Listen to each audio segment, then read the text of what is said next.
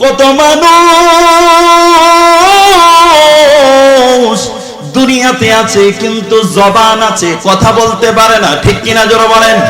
মহান রব্বুল আলামিন বলেন, আমি দয়াময় আল্লাহ আল্লামাল কুরআন, কুরআন শিক্ষা দিলাম। খলাকাল ইনসান, বান্দারে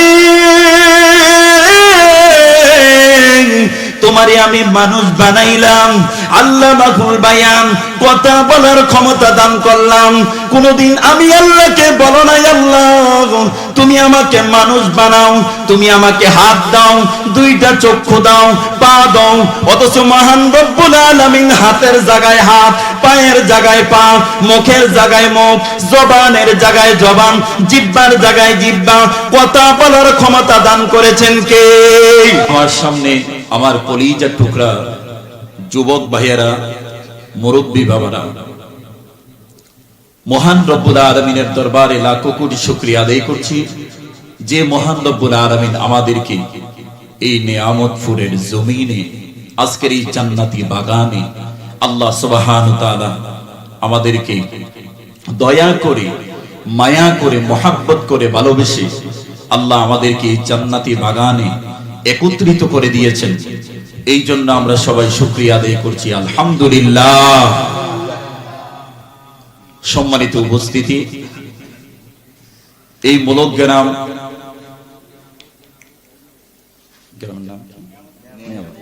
নিয়ামতপুর গ্রাম অত্যন্ত আদর্শ একটা গ্রাম।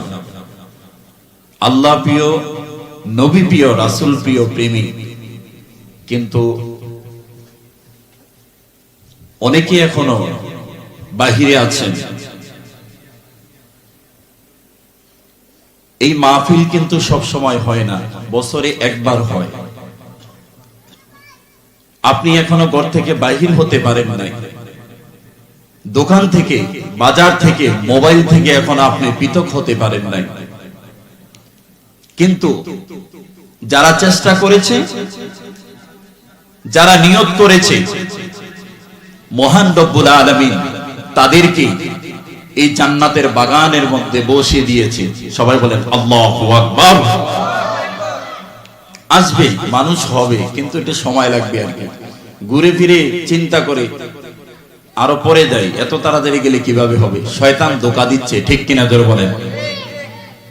এখনো কিন্তু ঘরের মধ্যে বসে আছে,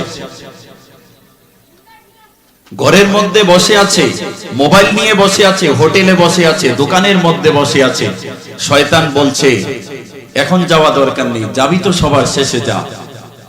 অথচ এখানে যারা বসে আছেন, আল্লাহ তাআলা রহমত নাজিল করছেন, গুনাহগুলো আল্লাহ ঝর্ণার পানির মতো জমিনের মধ্যে দাফন করে দিচ্ছেন। জোরে বলেন সুবহানাল্লাহ, সুবহানাল্লাহ। অতএব হেদায়েত দেওয়ার মালিক কে? জোরে বলেন হেদায়েত দেওয়ার মালিক কে? আল্লাহ।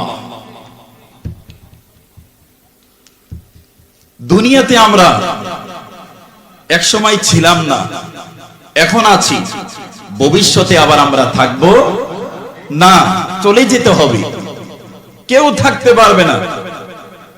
কিন্তু অনেকে মনে করে আমি মরবো না, ঠিক কিনা জোরে বলেন। যেইভাবে ক্ষমতা দেখায় মনে হয় কি যে আমি মরবো না।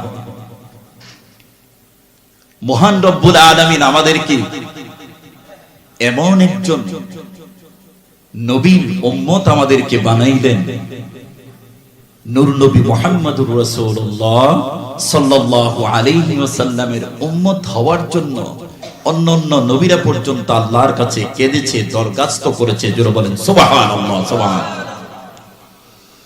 আল্লাহর কাছে কোনদিন আমরা বলি নাই মালিক ও রব্বুল আলামিন তুমি আমাকে মানুষ বানাও। কোনদিন বলছিলাম? সবাই বলেন বলছি কোনদিন? ও রব আমাকে নিয়ামতপুরের জমিনে মুসলমান ইমানদার মা বাবার ঘরে পাঠাও। অথচ আল্লাহ তাআলা আশরাফুল মাখলুকাত, সৃষ্টির সেরা জীব মানুষ, আখির নবীর উম্মত করে দুনিয়া পাঠাইলো। কোনদিন তো আল্লাহকে বলি নাই আল্লাহ তুমি আমার মানুষ বানাও। খলাকাল ইনসান আল্লাহ আমারে মানুষ বানাইলেন, আল্লামাহুল বায়ান, কথা বলার ক্ষমতা আমার আল্লাহ আমাকে দান করলেন। কত মানুষ দুনিয়াতে আছে কিন্তু জবান আছে, কথা বলতে পারে না, ঠিক কিনা জোরে বলেন? মহান রব্বুল আলামিন বলেন, আমি দয়াময় আল্লাহ আল্লামাল কুরআন, কুরআন শিক্ষা দিলাম। খলাকাল ইনসান, বান্দারে তোমারে আমি মানুষ বানাইলাম। আল্লামাহুল বায়ান, কথা বলার ক্ষমতা দান করলাম। কোনদিন আমি আল্লাহকে বলো নাই আল্লাহ তুমি আমাকে মানুষ বানাও, তুমি আমাকে হাত দাও, দুইটা চক্ষু দাও, পা দাও, অথচ মহান রব্বুল আলামিন হাতের জায়গায় হাত, পায়ের জায়গায় পা, মুখের জায়গায় মুখ, জবানের জায়গায় জবান, জিহ্বার জায়গায় জিহ্বা, কথা বলার ক্ষমতা দান করেছেন কে?